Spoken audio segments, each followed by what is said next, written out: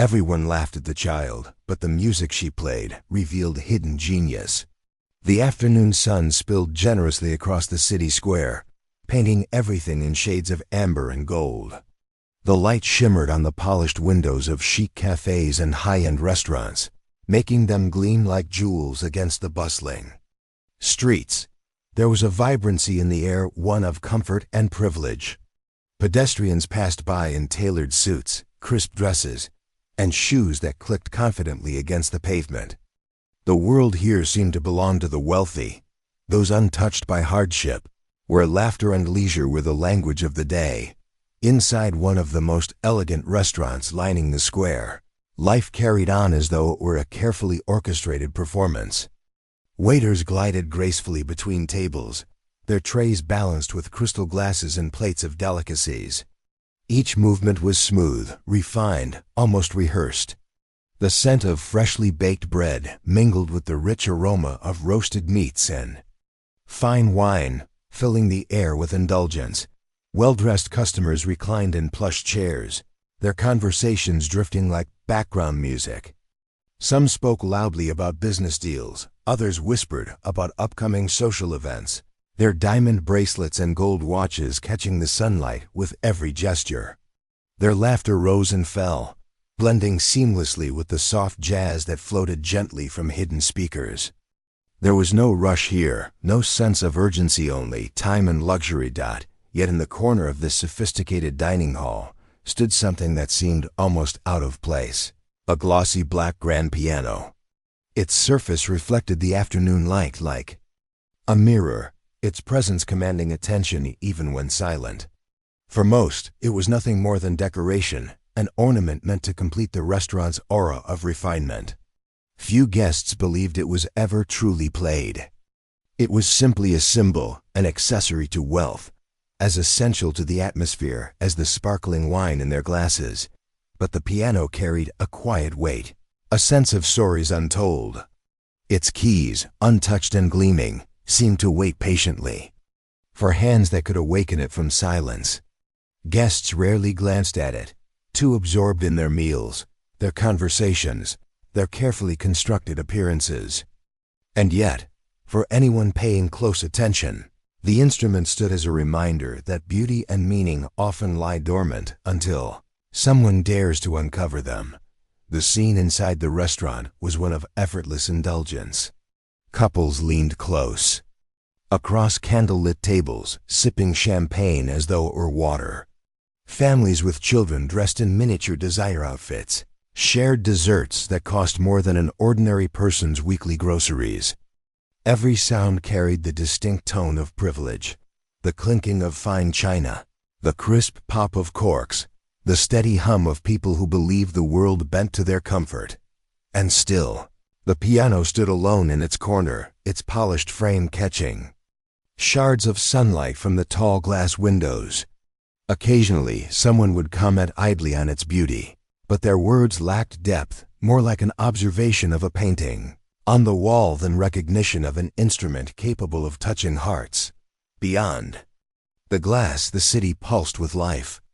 Vendors shouted from their stalls, children played in the square, and the less fortunate moved quietly along the edges of wealth, almost invisible against the grandeur. The contrast between outside and inside was stark. Out there, people struggled. In here, people indulged. This atmosphere, thick with privilege and casual arrogance, would soon serve as the backdrop for something no one inside could have anticipated. The grand piano, so long ignored, would no longer be just decoration. And amid the glittering glasses, the expensive meals, and the careless laughter, a truth would begin to unfold, one that would pierce through the illusion of wealth and comfort. Like a note of music too pure to be silenced, the stage was set, though none of the diners knew it yet. Their eyes were fixed on their plates, their conversations, their egos. They could not see the story quietly approaching, nor could they imagine how the quiet corner of their world, the one with the glossy black piano, would soon become the center of everything. The golden afternoon light spilled through the tall glass windows of the restaurant, casting long beams across polished marble floors. The diners basked in comfort, their laughter ringing like silver bells, oblivious to the world outside. But then, as the door creaked open, a ripple of disruption entered the carefully polished atmosphere. A small figure appeared in the doorway, a young black girl, no older than 14. She stood barefoot on the cool floor, her toes curled slightly, as if ashamed of their rawness against such opulence.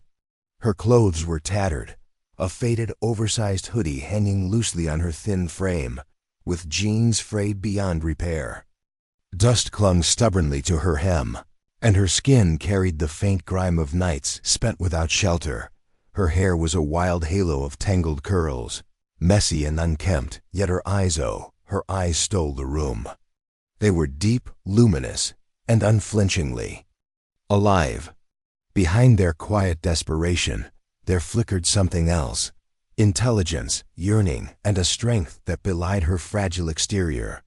She was a portrait of contradiction, broken in appearance, but unbroken in spirit.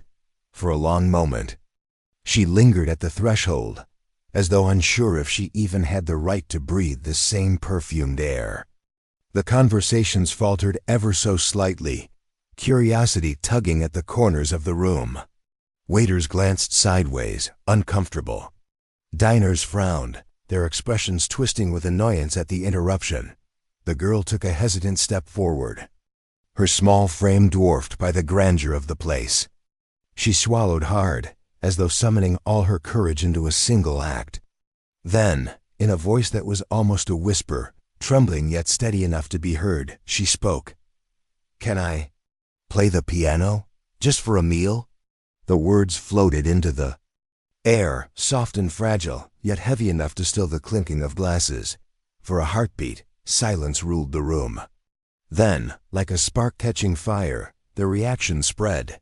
A group of businessmen in suits exchanged amused glances. One chuckled under his breath, shaking his head as if the very idea was absurd. At a corner table, a woman in pearls raised her eyebrows, lips curving into a mocking smile. "How quaint," she murmured to her companion, who laughed politely, almost cruelly. Others didn't bother hiding their disdain. A man in a tailored jacket scoffed loudly, muttering something about keeping beggars off the street.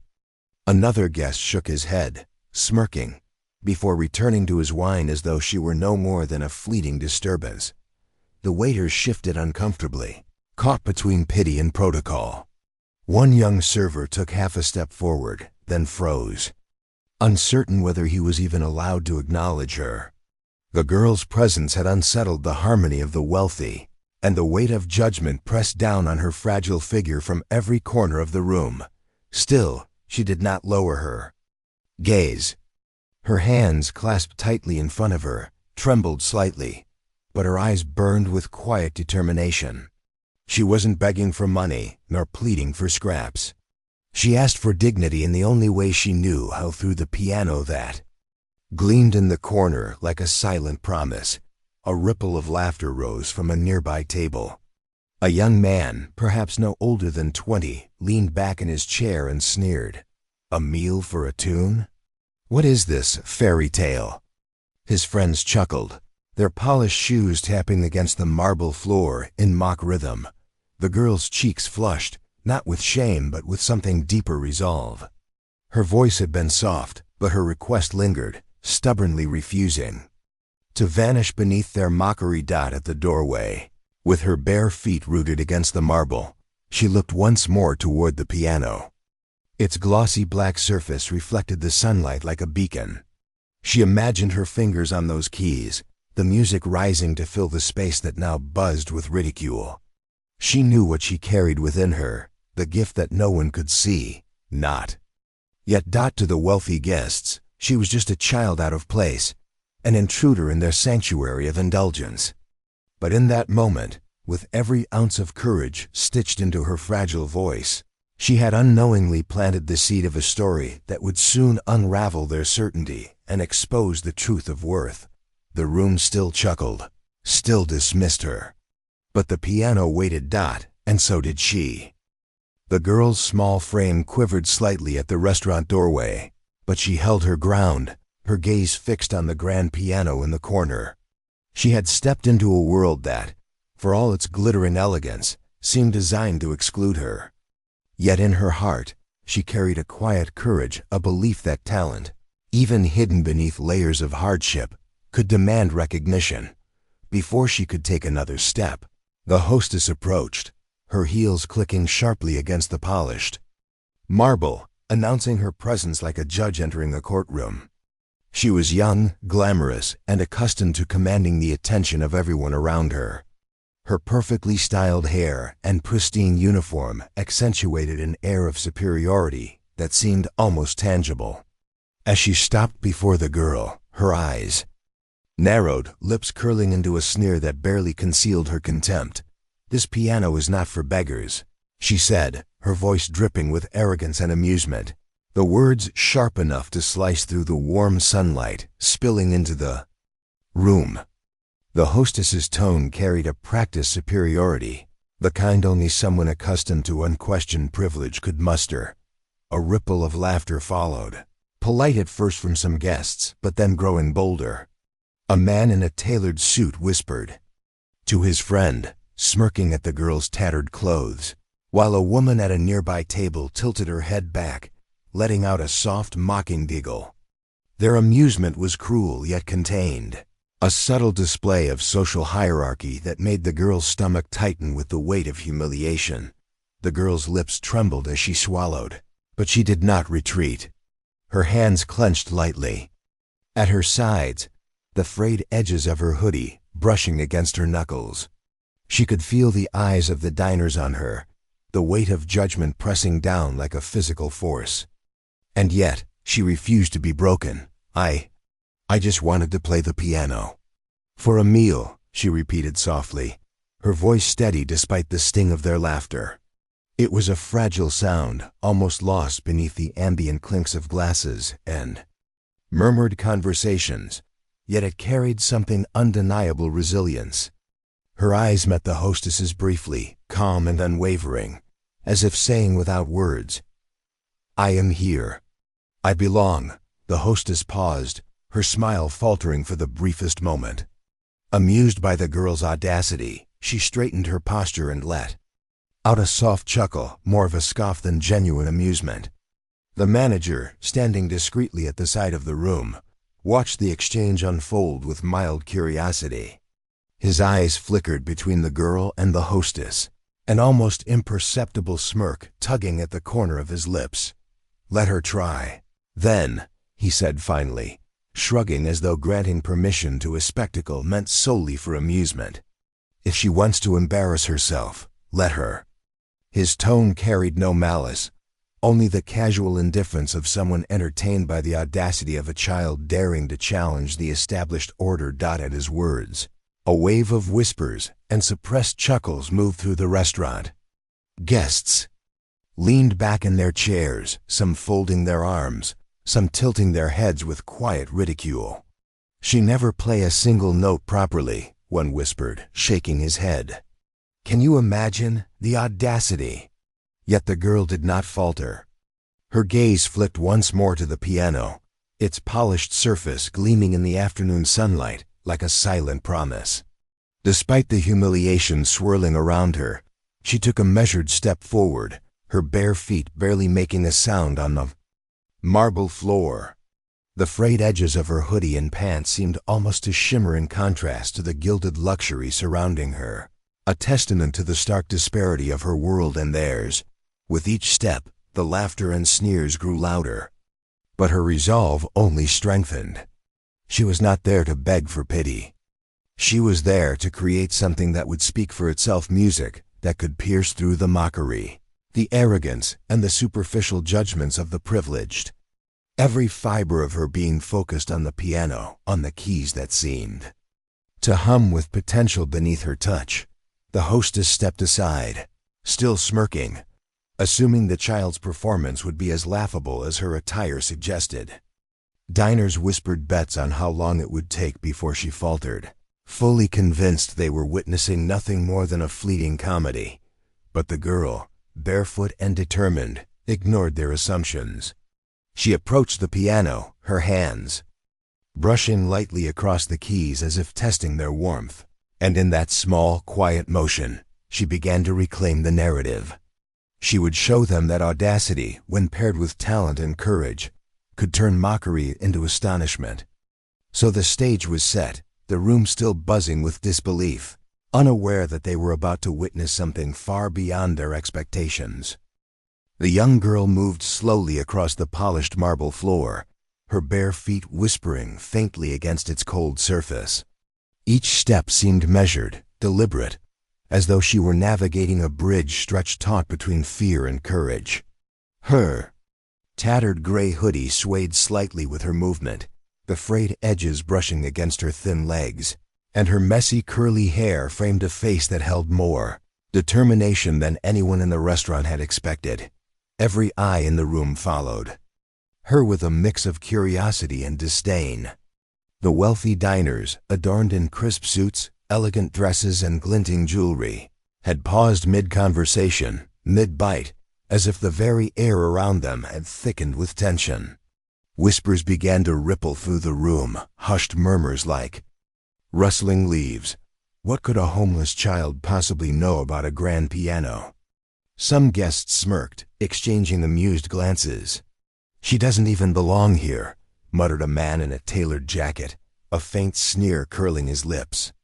A woman draped in pearls shook her head subtly, letting a soft chuckle escape, convinced of the spectacle to come. The hostess, standing nearby with arms crossed and lips pressed into a superior line, smirked at the scene, anticipating humiliation. Yet, the girl's gaze never wavered. Her eyes, wide and luminous, were fixed on the grand piano, a polished black instrument that gleamed under the sunlight streaming through the tall windows. For her, it was not just an object of wealth. It was a vessel, a bridge to a world she had imagined but never touched. When she reached the piano, she paused, her small trembling hands hovering over the keys. She bent slightly forward, brushing away the faint layer of dust with the tips of her fingers. The ivory and ebony responded under her touch, not yet with sound, but with a quiet acknowledgement, as if recognizing the soul that had approached it. Her hands trembled, tiny shakes betraying the tension coiled in her body, but her determination remained steadfast. The room grew quieter still. Conversations died down, glasses paused midair, and a few guests leaned forward, curiosity piercing through their initial amusement. Something about the scene had shifted. The girl's fragile frame, juxtaposed against the grand luxury surrounding her, carried an unexpected gravity. For the first time, the diners sensed that the moment unfolding before them was not ordinary, that it might hold a surprise beyond their assumptions. She drew a deep breath, her posture beginning to change. Shoulders straightened, her back lifting with quiet dignity, and her head tilted slightly as her eyes narrowed in focus. She exuded a calm that contrasted sharply with the nervous tension of her earlier approach. It was as though the piano itself had whispered, "You are ready," and her body responded in kind. A subtle shift in the atmosphere occurred. The light from the tall windows glinted off the polished surface of the piano, catching the sheen of her damp hair at the nape of her neck. The air seemed heavier, charged with anticipation. The subtle hum of the restaurant, the clinking of cutlery, soft laughter, background music faded into near silence, replaced by the collective unspoken question, "What is she about to do?" The whispers that had mocked her faded, replaced by an almost palpable tension. Some guests shifted in their seats, leaning forward slightly, their previous arrogance softened by intrigue.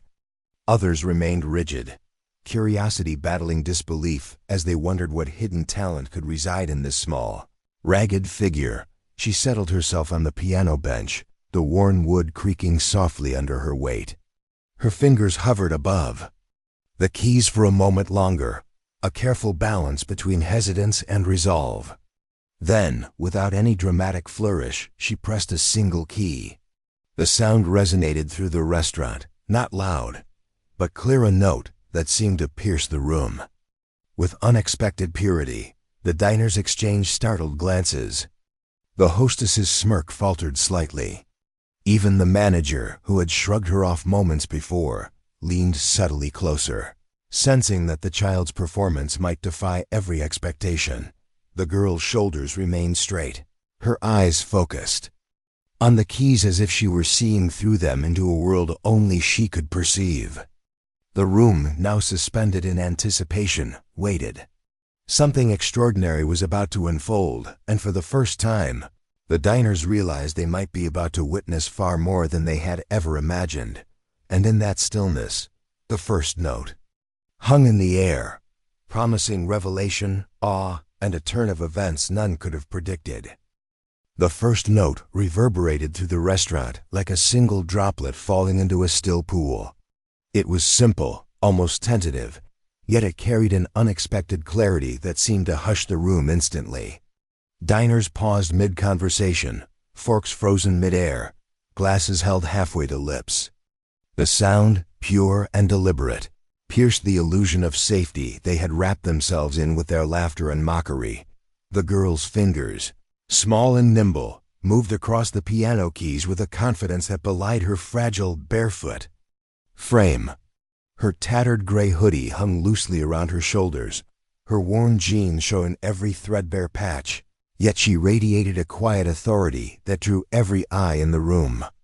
Her messy curls framed a face that glowed with concentration, lips slightly parted, as if she were whispering secrets to the instrument itself. At first, the notes were gentle, soft arpeggios that floated over the polished marble, weaving through the murmurs and whispered judgments. But with each successive chord, her mastery became undeniable. The music swelled, carrying a depth of emotion so profound that it seemed to reach beyond the walls of the room, touching something dormant in the hearts of those who had doubted. Her, a wealthy businessman who had moments before scoffed at her appearance, now leaned forward, his hand unconsciously gripping the edge of the table. He watched, mesmerized, as her fingers danced across the keys with precision and artistry that spoke of years of hidden practice and natural talent. The sound was not merely music, it was a story, a tapestry of longing, resilience, and unspoken pain. The hostess, standing near the piano, felt a tremor of disbelief ripple through her. Her lips parted in shock. The smirk she had worn so confidently moments before vanished entirely. The arrogance that had fueled her mockery faltered as she realized this was no ordinary child. Every note the girl played seemed to mock the assumptions she had made about status and appearance. Other diners, too, felt the shift. The room was no longer filled with laughter or whispered judgments. Instead, it was thick with awe. Some leaned forward in their seats, clutching napkins or glasses, as if afraid to break the fragile spell of sound that enveloped them. Others sat rigidly, mouths slightly agape, unable to move or speak, as the music carried them beyond the material world of wealth and fashion into a realm of pure, unfiltered talent. Her performance was fluid, yet controlled, each note landing with intentionality, each chord carrying the weight of experiences only someone who had endured hardship could convey. She closed her eyes briefly, allowing herself to sink into the music, and in that moment, the room seemed to disappear. There was no more marble floor, no glittering jewelry, no haughty glances. There was only the piano, the girl, and the profound beauty of her gift. A few diners wiped away tears discreetly, though some could not hide their astonishment. A father tugged gently at his child's sleeve, whispering, "Do you hear that? That is talent." Even the restaurant staff, who had initially been unsure of how to respond, paused mid-step, entranced by the unexpected brilliance before them. The hostess, pale and trembling, could no longer hide her embarrassment. Her earlier confidence, the smugness that had fueled her mockery, had crumbled entirely under the weight of reality. She had thought she understood the world, that wealth and appearances dictated respect, but now, with each rising and falling note, the truth became undeniable. Talent, courage, and heart transcended superficial judgments. The final chord struck, resonating through the restaurant like a declaration. It was not loud or showy, but it lingered in the air, a triumphant, delicate proof that the girl's presence and her music could command attention more powerfully than arrogance or privilege ever could. For a long moment, silence reigned. Then, slowly, hesitant applause began to ripple through the room, building into a chorus of genuine admiration. Some guests rose to their feet, faces flushed with surprise and newfound respect. The girl's small hands hovered above the keys, still poised, still humble, as if unsure that she had truly performed a miracle in front of them. And in that silence, filled with the echo of her final note, one truth became clear. Appearances can deceive, assumptions can mislead, but talent, courage, and heart will always reveal the undeniable reality. The final chord lingered in the air, vibrating with a purity that seemed to resonate through every corner of the restaurant. For a heartbeat, the world held its breath. The wealthy diners who had once sneered and whispered now sat frozen, their mouths slightly agape, eyes wide with disbelief. The room, previously alive with the clinks of glasses and hushed gossip, had fallen into a reverent silence, as if time itself had paused to honor the girl's music. The hostess, standing stiffly near the piano, could feel the warmth draining from her cheeks. Her earlier confidence, the smugness she had worn like armor, had dissolved entirely. She shifted uncomfortably on her heels, eyes darting to the audience for support, but found none. Every face reflected the same astonishment, the same dawning awareness that they had grossly underestimated the child before them. Whispers began to stir again, but this time they carried awe rather than mockery. "Did you hear that?" a woman murmured, clutching her napkin as if to steady herself. She's incredible." The words seemed almost inadequate, incapable of capturing the brilliance that had unfolded before their eyes. The restaurant manager, who had permitted her performance with mild amusement, now stepped closer, a new expression on his face, admiration. She's extraordinary," he said quietly, shaking his head. He had expected a brief spectacle, perhaps a momentary embarrassment for a homeless child, but what he had witnessed was nothing short of genius. Some diners rose from their seats, walking cautiously toward the piano, their previous arrogance replaced by curiosity and respect. Cameras and phones discreetly emerged as they tried to document the impossible truth. The young girl, still seated at the piano, remained composed yet humble, her small hands resting lightly on the keys. She had not sought recognition. She had only sought a meal, but the room now recognized far more than her immediate need.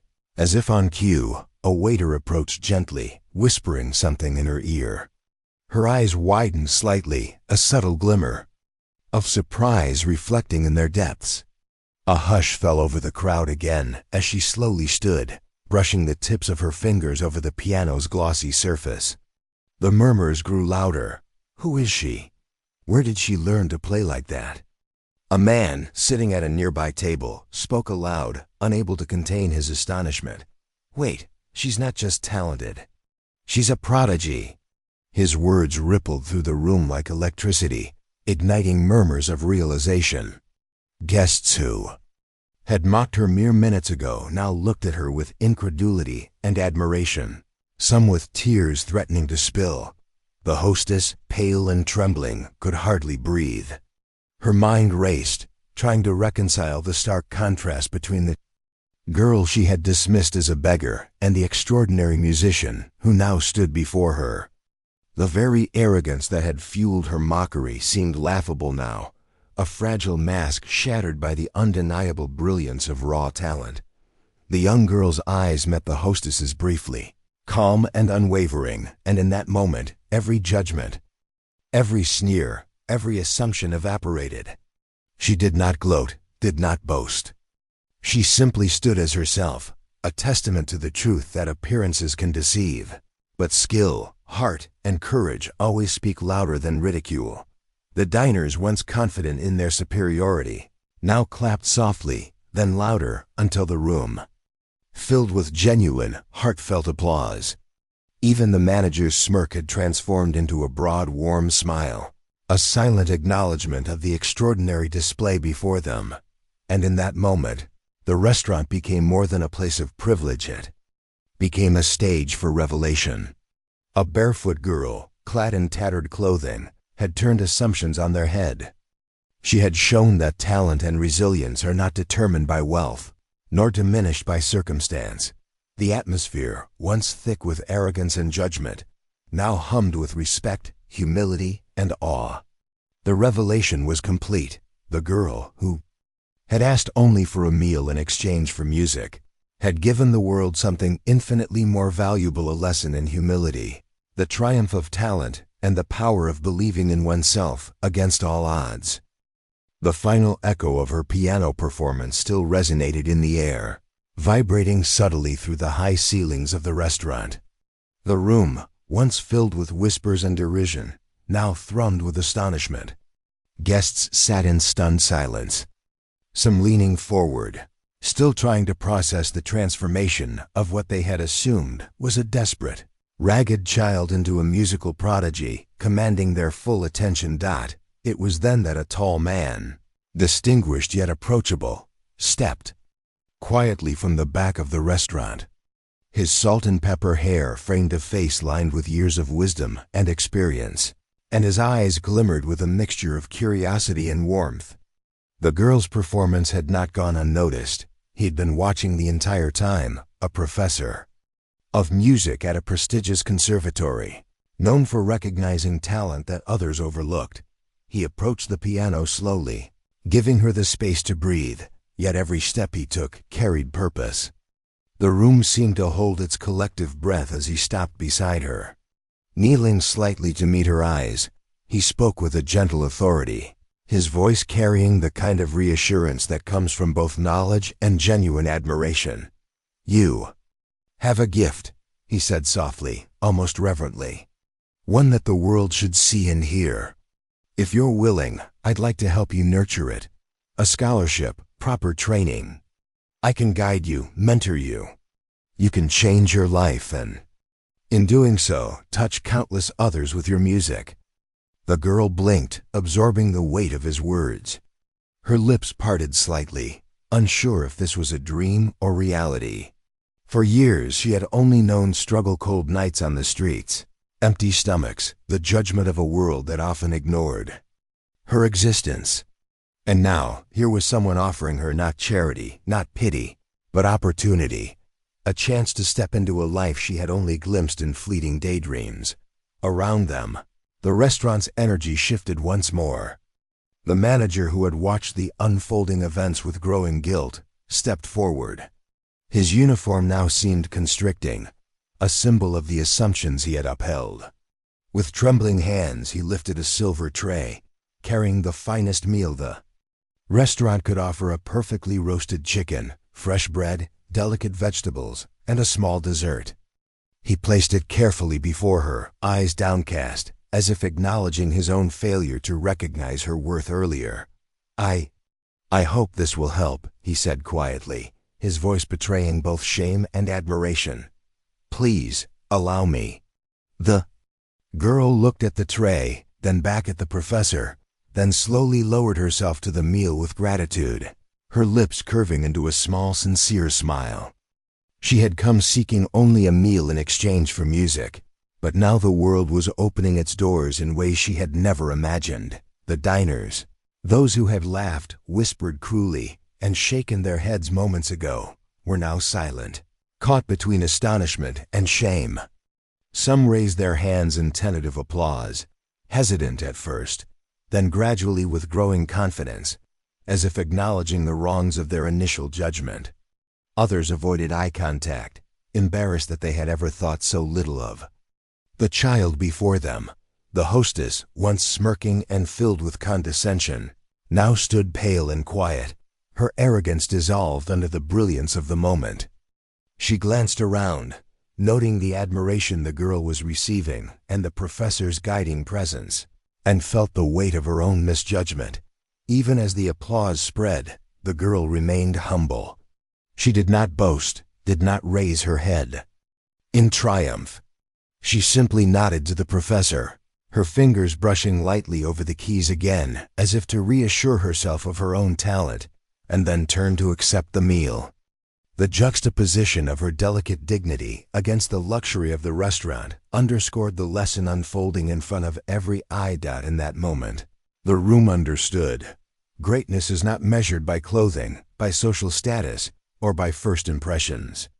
It is measured by talent, courage, and heart, the very qualities that had allowed this homeless girl to transform laughter and ridicule into admiration and opportunity. The professor's offer, the manager's trembling service, and the shifting respect of the diners all combined into a single, unforgettable revelation. Life, the restaurant seemed to whisper, rewards resilience, authenticity, and the courage to act despite fear. And sometimes the smallest, most overlooked individuals are the ones who leave the greatest impact. As the girl carefully lifted a fork, ready to enjoy the meal she had earned through courage and talent, the room remained quiet, attentive, and deeply changed. She had arrived seeking sustenance, yet she left everyone with a lesson they would not forget. Kindness, recognition, and belief in potential are far more valuable than judgment or mockery, and sometimes miracles appear in the most unexpected forms. As the last echoes of the piano faded into the sunlight streaming through the tall restaurant windows, the room remained quiet, suspended in a rare and reflective stillness. Diners, once brimming with laughter and judgment, now sat with softened expressions, their earlier smugness replaced by awe and, for some, a quiet shame. The homeless girl, small and barefoot, had not only played the piano, she had unveiled a truth that resonated far beyond music. Her fingers, now resting lightly on the keys, seemed to hold a delicate power, a reminder that talent often hides where it is least expected. She had come seeking a simple meal, yet she had given the world a lesson in courage, humility, and dignity. Every note she had played had carried a story of resilience, of struggle endured and hope preserved. And in that performance, the assumptions of the privileged melted away, revealing that greatness is not always adorned in wealth or polish. The hostess, who had mocked her, now stood pale, the weight of her misjudgment pressing heavily upon her conscience. She had believed herself superior because of appearances, yet she had been taught, in the most humbling of ways, that arrogance blinds the eye and heart alike. Around the room, diners shifted uncomfortably. Some averted their gaze, others quietly nodded, acknowledging that they had underestimated the small figure before them. The professor, standing beside the girl, offered a reassuring smile, gentle, yet filled with pride. He had seen brilliance before, but what struck him most was not merely her technical skill, it was her courage, her unyielding belief in herself despite a world that had overlooked her. That courage, he knew, was the true gift, a reminder that potential cannot be measured by circumstance alone. As the manager quietly brought her the meal, hands trembling, it was clear that respect and kindness carry a power that belittling and mockery can never achieve. And as the applause began, hesitant at first, then swelling into a chorus of admiration, the message became unmistakable. True greatness reveals itself not in wealth, status, or first impressions, but in perseverance, integrity, and heart. Narrator's voice, quiet yet firm, seemed to echo across the room and beyond, carrying the lesson with gentle insistence. Arrogance mocks what it does not understand, but humility reveals hidden greatness. Never measure a soul by appearances alone, for the next genius, the next prodigy, the next world changer may come from the very places society ignores. In that moment, the room understood that the smallest acts of courage, the quiet persistence of the overlooked, and the unassuming brilliance of those underestimated, could transform not just a meal, a room, or a day, but lives, hearts, and minds forever. The girl, now smiling softly, ate her meal, unaware of the depth of the lesson she had given, and yet, in doing so, she had changed everyone who had witnessed her story.